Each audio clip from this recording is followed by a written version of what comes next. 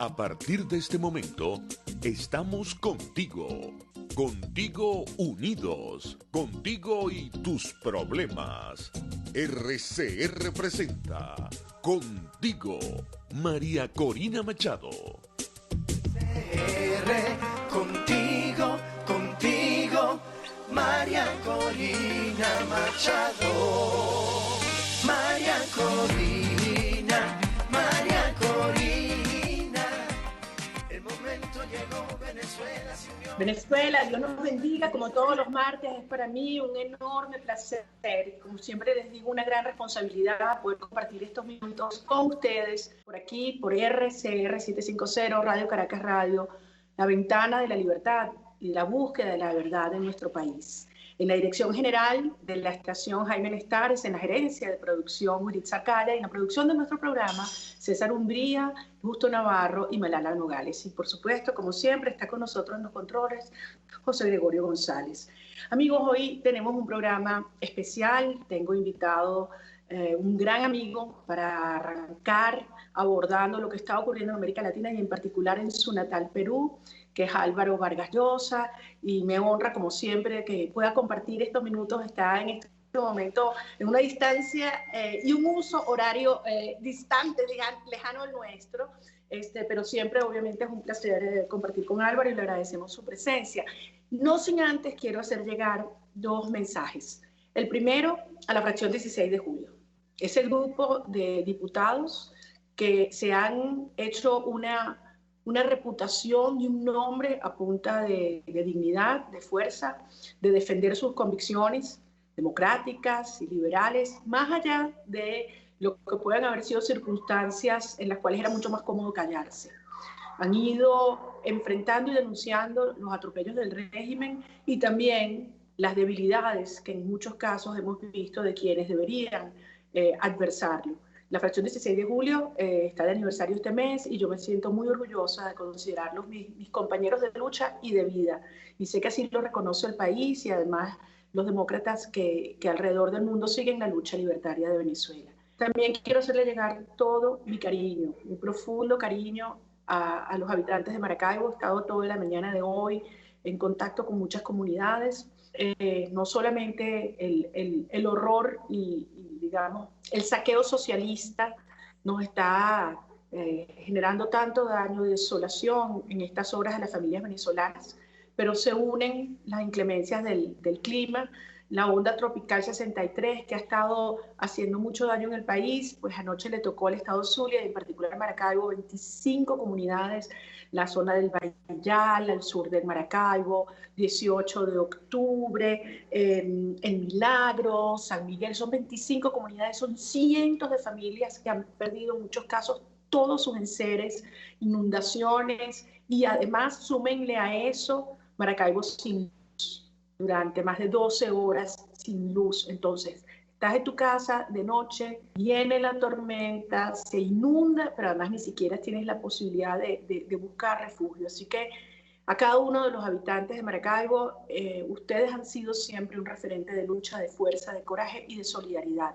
Así que es un momento donde debemos expresarlo nuevamente, no solamente en lo que se pueda dar, de apoyo material, en medicinas, en alimentos, en ropa, pero sobre todo lo que podemos hacer llegar desde aquí, desde todo el país, de nuestro apoyo y saber que no están solos, como ha estado ocurriendo todos estos días en el caso del Táchira. Y quiero reconocer a todo el equipo ya de 20 Táchira que este fin de semana además se embarcaron hasta Rubio y hicieron llegar el apoyo de cientos y cientos de vecinos, de ciudadanos y de empresas y comerciantes privados que, a pesar de la dificultad por el drama económico que vive Venezuela, acompañan y apoyan. Eso es uno de los valores fundamentales de una sociedad libre y es también una forma de rebeldía y de enfrentar al régimen, la solidaridad y la organización comunitaria. Y me siento muy orgullosa de estar viendo esto en todas partes del país y tantos venezolanos alrededor del mundo que también en esta hora están aquí cerca.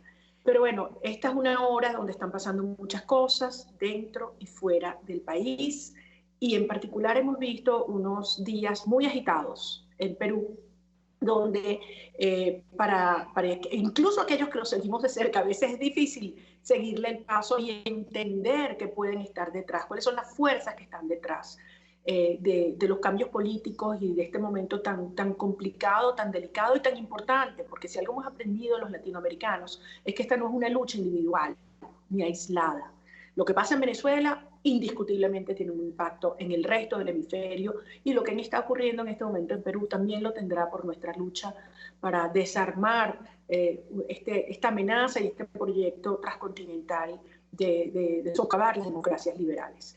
Por eso quise tener la oportunidad que además mucha gente me pedía que abordara el tema de Perú el día de hoy, con una persona que es una referencia, no solamente como escritor, como investigador, como articulista, como analista, y Álvaro, nosotros aquí le decimos guerreros del teclado, como mucho orgullo aquellos que por las redes sociales son capaces de generar no solamente influencia, sino conciencia y al mismo tiempo movilización. Así que me enorgullece mucho poder compartir estos minutos con mi amigo Álvaro Vargas Llosa. Gracias por estar con nosotros y por favor empieza contándonos qué está pasando en el Perú y qué han sido todos estos cambios de estas últimas horas. Bueno, antes que nada, queridísima María Corina, placer enorme como siempre estar contigo y con tu vasta audiencia. Y tenía yo la esperanza de que tú me cuentes a mí lo que está pasando en Perú, porque es tan complicado entender ese país que los propios peruanos a veces tenemos una dificultad mayor que los extranjeros para descifrar las claves secretas de lo que ahí está pasando. Pero bueno, si puedo hacer un ejercicio rápido para resumir lo que ha pasado, te diría que seguimos en realidad arrastrando un viejo problema, que este es un capítulo más de una historia muy larga que no termina de resolverse, que es la de un país con instituciones tremendamente débiles. Perú recupera su democracia el año 2000, 2001, dependiendo de si uno quiere ver la caída de Fujimori como el inicio de la democracia o las, digamos, elecciones que se producen en el 2021, perdón, el 2001, pero en cualquier caso, hace ya 2 décadas que Perú recupera su democracia. Y desde entonces no ha sido capaz de consolidar sus instituciones democráticas, de generar una sucesión de gobiernos buenos o malos, pero creíbles, estables, sólidos. No ha sido capaz de hacer nada de eso. Entonces, periódicamente vivimos estos tremendos sobresaltos. Hay una crisis de confianza muy grande que ha hecho que la experiencia del señor Vizcarra se haya agriado muy rápidamente. Hace algún tiempo Vizcarra suscitaba una gran esperanza, una gran ilusión en el país, porque se lo veía como el abanderado de la lucha contra la corrupción, una persona que había decidido tomar el toro por las astas, enfrentar una corrupción tremenda. Ya sabes que los tentáculos de la podredumbre brasileña llegaron a toda América Latina, pero al Perú llegaron muy especialmente. Y entonces una vasta, un vasto sector de la política peruana y también de la empresa privada, hay que decirlo, de Perú, se vio terriblemente corrompida por lo que fue la penetración, digamos, de la podredumbre, la corrupción del lulapetismo brasileño. Bueno, pues este abanderado de la lucha contra la corrupción, de pronto en las últimas semanas empezó a suscitar muchísimas dudas con respecto a su propia conducta, porque surgieron una serie de acusaciones contra él. Todavía no sabemos si son acusaciones que tienen un asidero, que tienen una, autenticidad, o se trata de operaciones políticas de ajuste de cuenta. Eso tendrá que decidirlo la justicia, primero que nada el Ministerio Público, luego la propia justicia, cuando eventualmente se tenga que procesar algún cargo que se presente contra él. Pero en cualquier caso, ha bastado para que se le pierda la confianza política, y el Parlamento, donde había una serie de fuerzas políticas muy enemistadas con el sistema democrático, otras no, decidió que esta especie de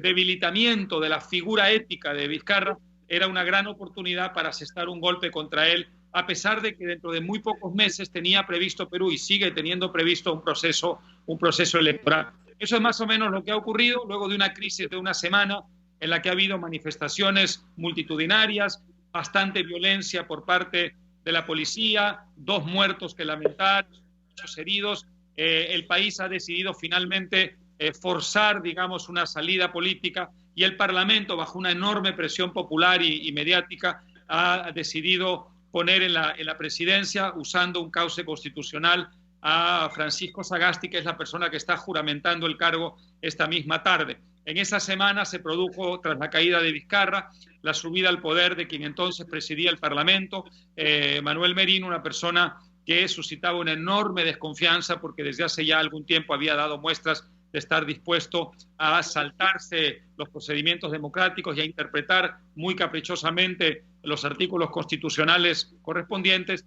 para lo que era una ambición de poder personal, ¿no? Así que ese señor ha sido removido del cargo y la persona que asume hoy tiene, digamos, una confianza mucho mayor, y ya digo, para llevar al país hacia un proceso electoral dentro de muy pocos meses que todos esperamos que sea ejemplar.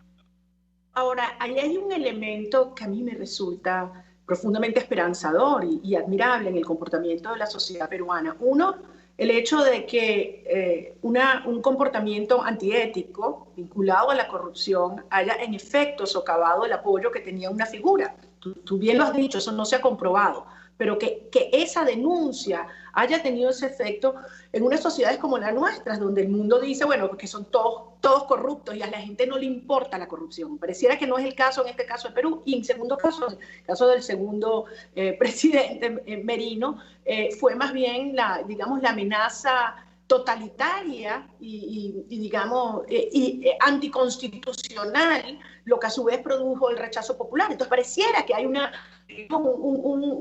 base de mucha conciencia democrática y ética en la sociedad peruana en esta hora. ¿Cómo no, María Corina? Bueno, esa es la parte, digamos, buena, la parte rescatable de todo lo que está pasando en el país. Hay claramente una sociedad civil muy activa, participativa, cada vez menos tolerante frente al abuso de poder y frente a la corrupción, y una sociedad civil que constituye claramente la mayor esperanza del país. Lo que no hay todavía es la otra parte, que es la capacidad para institucionalizar ese sentimiento ético, es decir, para darle una estructura, una forma institucional. Un país no se puede pasar la vida en las calles manifestándose contra la corrupción, contra el abuso de poder, a favor de la democracia, a favor de la ética, porque evidentemente ese es un estado de cosas y una forma de actuar que tiene, digamos, cierta precariedad, que entraña una cierta precariedad en la medida en que si no viene acompañado ese estado de ánimo de una mayor institucionalidad, al final lo que puede generar es la perpetuación de la inestabilidad. Entonces, aquí la clave es cómo diablos, 2 décadas después de haber recuperado la democracia, hacer para que no sea ni siquiera necesario que haya que tirarse a la calle cada cierto tiempo contra los corruptos o contra los abusivos del poder. Es decir, cómo hacer que el propio sistema frene y prevenga cualquier tipo de abuso de poder o de corrupción, o en el peor de los casos lo castigue antes de que la gente fuerce una salida desde las calles. Eso no existe. Cuando te escucho hablar sobre el tema institucional, no puedo dejar de hacer el paralelismo con Venezuela y lo que ha sido el chavismo en estos 20 años, ¿no?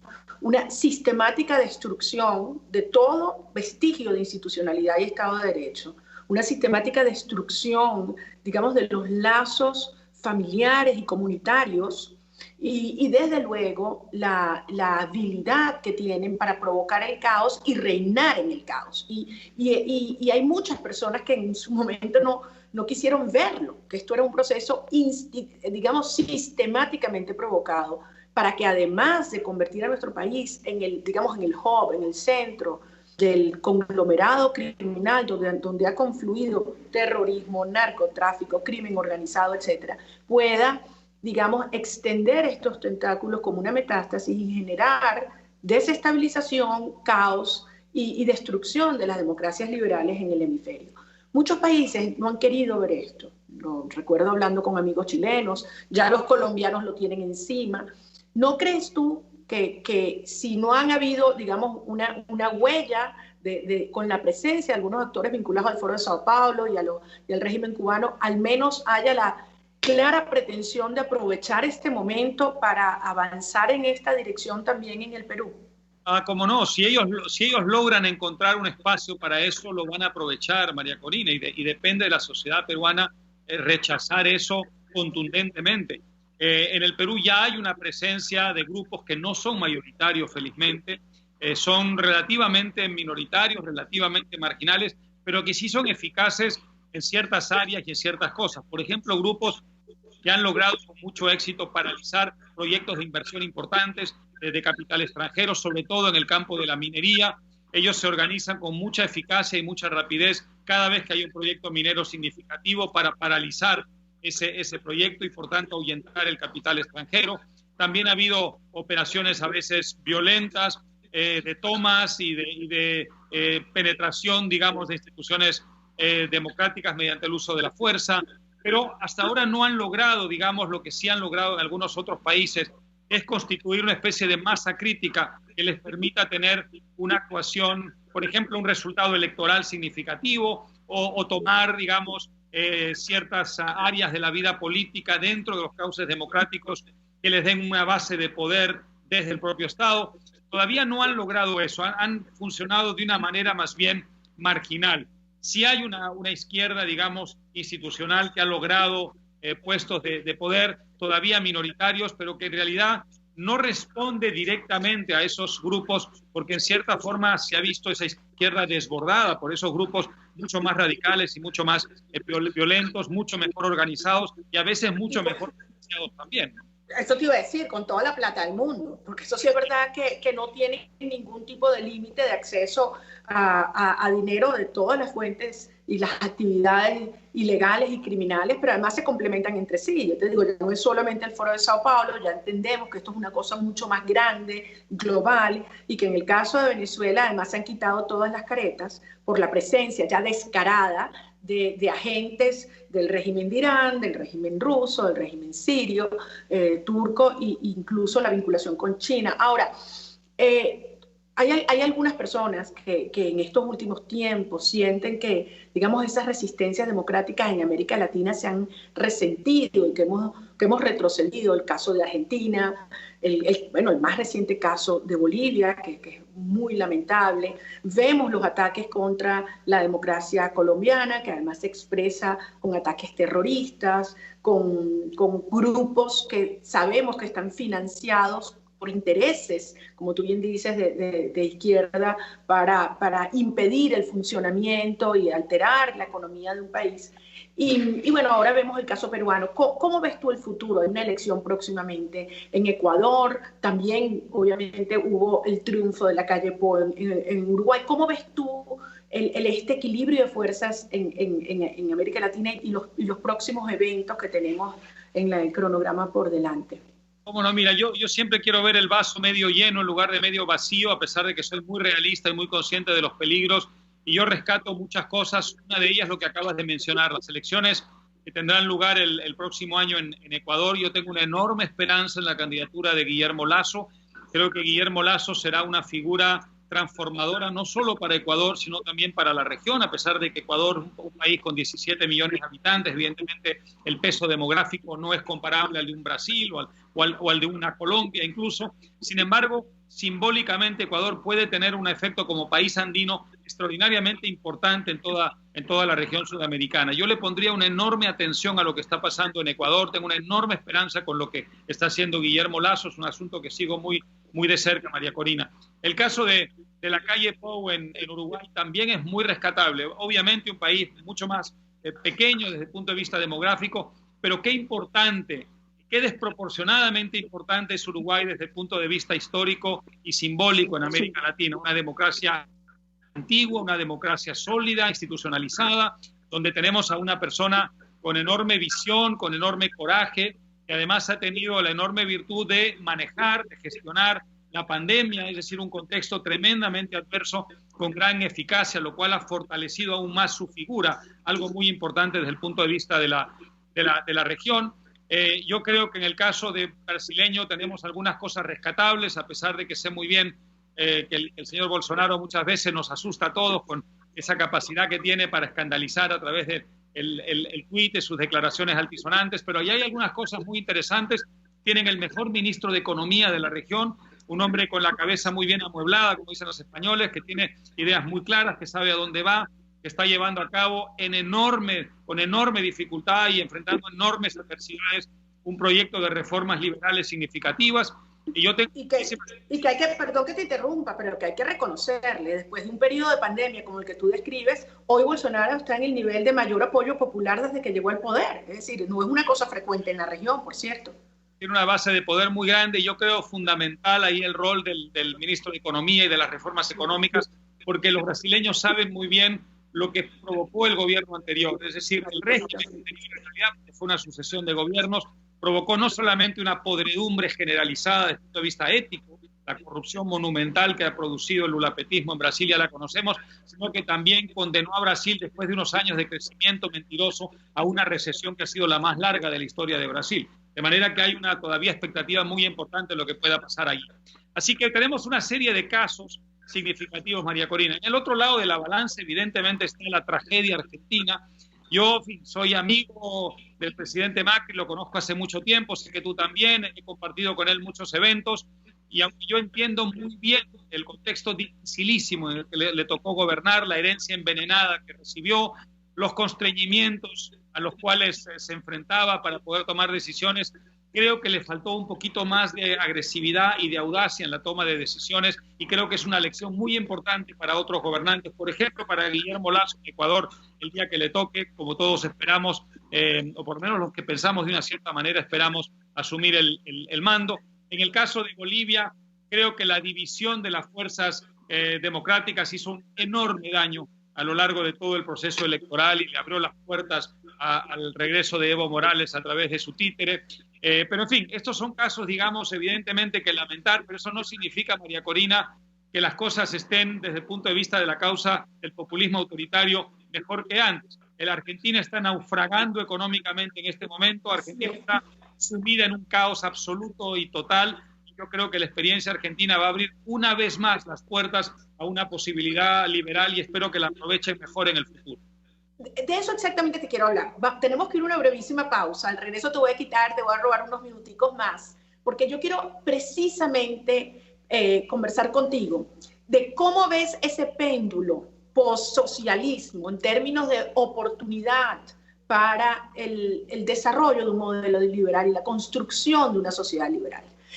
Yo estoy convencida que Venezuela, que ha padecido estas 2 décadas del socialismo y del militarismo extremo y con todas las consecuencias horribles que ello trae, en pobreza, miseria, violencia, separación de las familias, destrucción institucional, eso que describíamos antes, Venezuela ha abierto los ojos como nunca antes a la posibilidad del desarrollo de un modelo liberal que lo va a abrazar la sociedad a pesar de las resistencias de muchas élites. Paradójicamente, allí es donde hay, en muchos casos, los principales obstáculos, no solamente élites económicas, sino también políticas. Entonces, vamos a una brevísima pausa y al regreso hablemos de eso, y en particular el caso de Chile, que era el emblema de un proyecto liberal exitoso y que ahora vemos también frente a serios problemas internos. Vamos a una breve pausa y regresamos, amigos, conversando con Álvaro Vargas Llosa.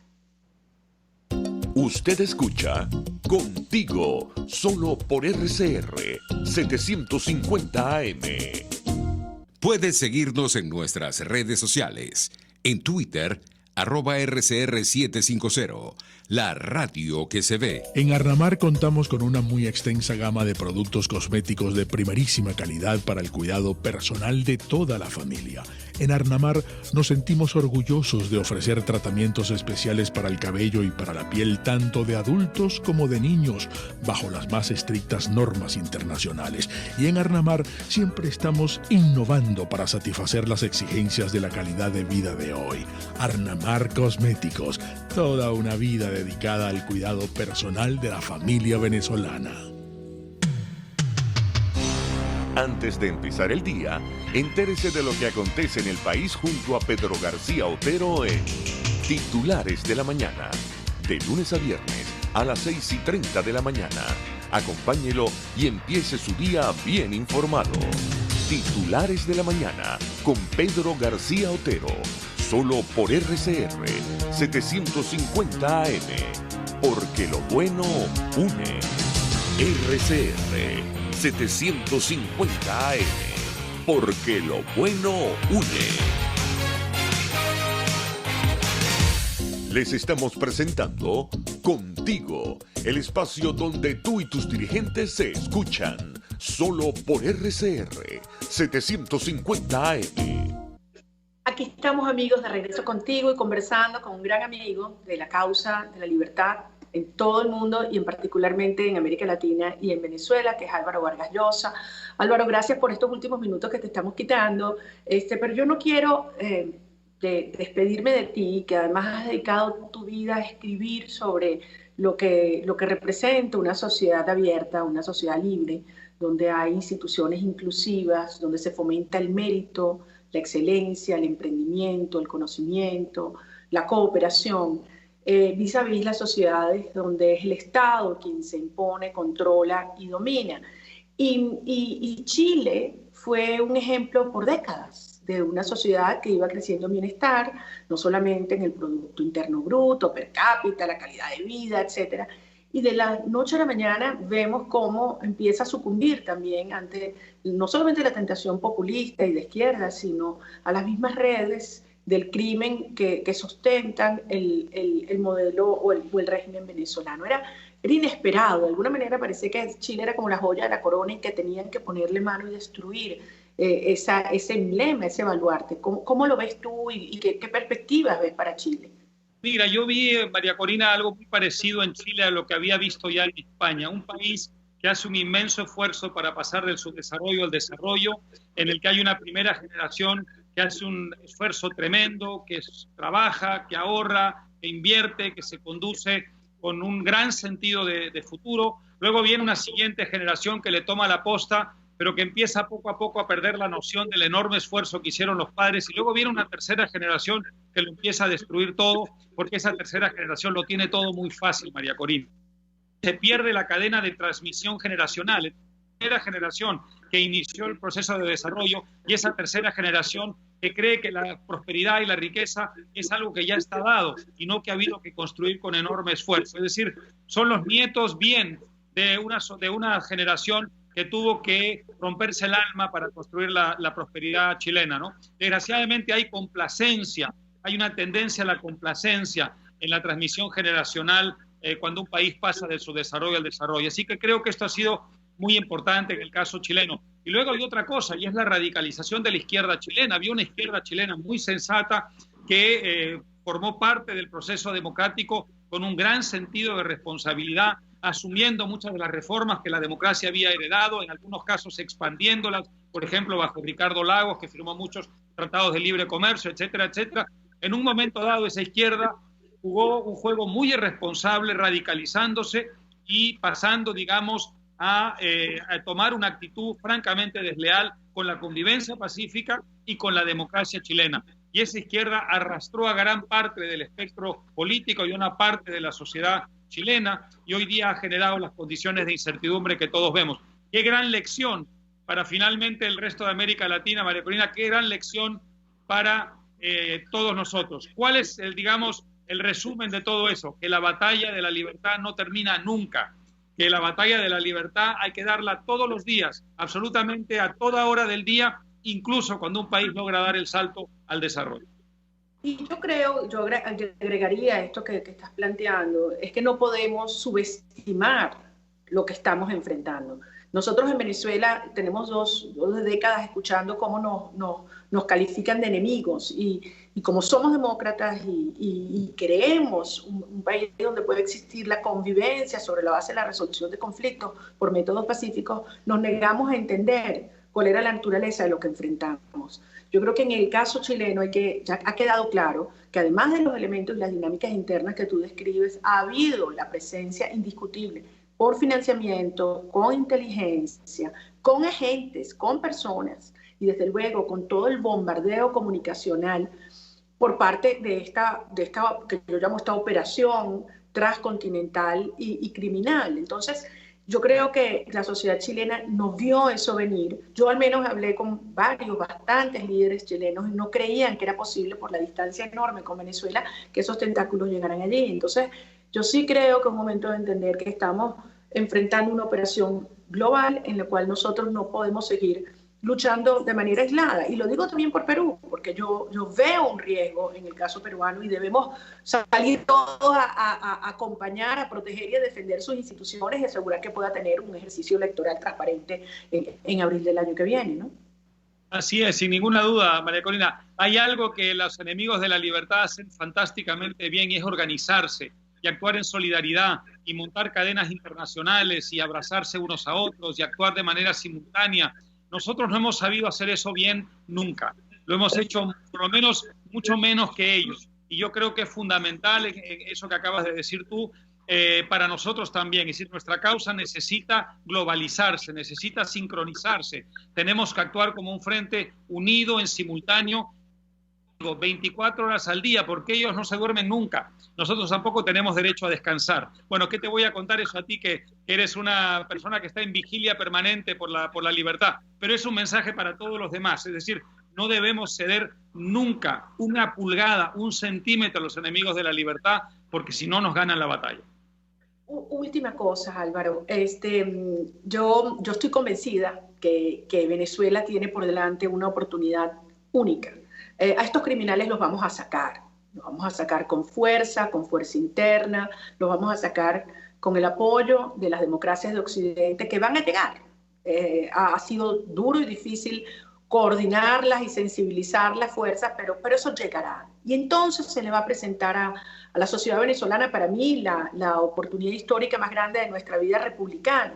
Y yo he visto las experiencias de, por ejemplo, las exrepúblicas soviéticas que pasaron del oscurantismo y la tragedia y la tristeza a ser hoy de las naciones más vigorosas en la defensa del libre mercado, de la propiedad, la apertura, la competitividad, las instituciones sólidas, el respeto a los contratos, etcétera, ¿no? Lituania, Estonia, etcétera. ¿Cómo ves tú la oportunidad de finalmente llevar adelante un modelo de una sociedad liberal en nuestra sociedad y particularmente en Venezuela, que nunca ha visto ejecutarse los valores y las ideas asociadas a esta visión de sociedad? Mira, María Corina, el único beneficio que trae a una sociedad el infierno que han vivido ustedes durante tanto tiempo, el único beneficio es que cuando uno se saca de encima a una mafia como la mafia que gobierna Venezuela, la gente que ha padecido tanto está dispuesta a arriesgar, está dispuesta a experimentar, está dispuesta a abrir los ojos a cosas que en otras circunstancias y en otro contexto a lo mejor la asustarían un poco más. Esto lo hemos visto en muchos países, no solamente en los países de las ex repúblicas soviéticas, lo hemos visto también en algunos países occidentales que estaban gobernados por democracias, pero gobernados por democracias que se habían devaluado muchísimo y se habían mediocrizado muchísimo, y en las cuales el socialismo había adormecido muchísimo la creación de riqueza, y esas sociedades en un momento dado hicieron crisis y la crisis abrió una oportunidad que de otro modo no se habría abierto. Así que yo en eso tengo muchísimas esperanzas. Una vez que esta dictadura mafiosa y criminal se venga abajo, en Venezuela se abrirán posibilidades para una grandísima reforma liberal. Eso me parece a mí que de algún modo es coincidente con lo que ha pasado en otros lugares del mundo y con otras experiencias históricas. Dependerá, por supuesto, de que líderes como tú estén allí dando esa batalla, porque habrá otro tipo de propuestas, otro tipo de corrientes ideológicas que estarán pugnando por hacerse un espacio y aprovechar la oportunidad. Así que evidentemente eso no va a ocurrir por generación espontánea, pero lo que sí está claro es que se va a abrir una gran oportunidad y hay que cogerla. No, yo coincido contigo y creo que es muy importante lo que tú dices en el sentido de estar muy alerta a dónde van a estar las amenazas para que ese proceso de transformación liberal no ocurra. Por una parte, aquellos que por una razón u otra estuvieron comprometidos con las actividades de corrupción e ilegales, con la tiranía, y que van a buscar un régimen de impunidad. Y es lo que algunos llaman el modelo ruso. Yo creo que es mucho peor que eso. Es la consolidación de un sistema de mafias donde, tú sabes, todo se mete bajo la alfombra y se saldan cuentas para la tragedia y la destrucción de un país. Es decir, es una oportunidad de transición que se convierte en transacción. Y por otro, desde luego, aquellos que desde una posición ideológica distinta van a querer volver al paternalismo y al centralismo que durante décadas vivimos antes de la llegada de Chávez y que al final lamentablemente terminan creando una crisis de confianza en el propio sistema, porque la gente no encuentra la posibilidad de desarrollar su talento y sus proyectos de vida con absoluta libertad. O sea, cuando es un Estado rico y una sociedad que depende de él, ahí no es sostenible una dinámica de prosperidad creciente. Entonces, yo sí creo que estas fuerzas van a estar al acecho, como tú dices, además con mucha plata, con muchos apoyos internacionales, y desde ya tenemos que prepararnos, los amigos de la libertad y quienes creemos en las sociedades realmente abiertas, en el libre mercado, que hoy además te aseguro, Álvaro, lo que quiere la inmensa mayoría de la sociedad venezolana, sobre todo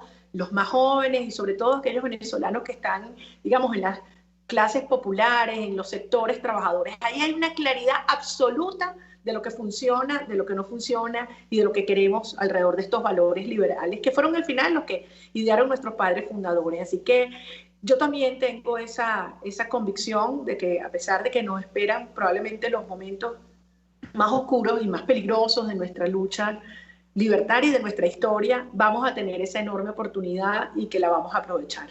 Y gracias a tener amigos como tú y voces como tú que jamás han declinado y muchas veces ir en contra de la corriente. Resulta que hoy también el tiempo te ha dado la razón. Muchísimas gracias, Álvaro. Gracias a ti, María Corina, y como siempre mi felicitación por todo lo que haces, que nos llena a tus amigos y admiradores de orgullo. Así que adelante y muchísima fuerza. Bueno, mucha fuerza para ti y también para todo el pueblo del Perú. Estamos muy cerca de ustedes, los venezolanos, y yo estoy convencida que la libertad y la justicia prevalecerán. 1.000.000 de gracias. Cuídate muchísimo, Álvaro. Nos vemos y hablamos muy pronto. Cuídense, muchos amigos. Era un gran amigo, Álvaro Vargas Llosa, abordando todo este enorme desafío que enfrentamos como latinoamericanos. Vamos a una brevísima pausa y al regreso vamos a regresar a lo que está pasando aquí en Venezuela. Vamos a conversar sobre lo que está ocurriendo con una familia que está en este momento padeciendo los atropellos, los abusos y la crueldad del régimen. Una familia del Estado Falcón, cuyo padre ha sido secuestrado, Guillermo Zárraga, por la tiranía, y vamos a conversar con su hija en Colombia. Vamos a una breve pausa y al regreso seguimos aquí contigo. Pluralidad, libertad y respeto. Estás escuchando Contigo, solo por RCR 750 AM.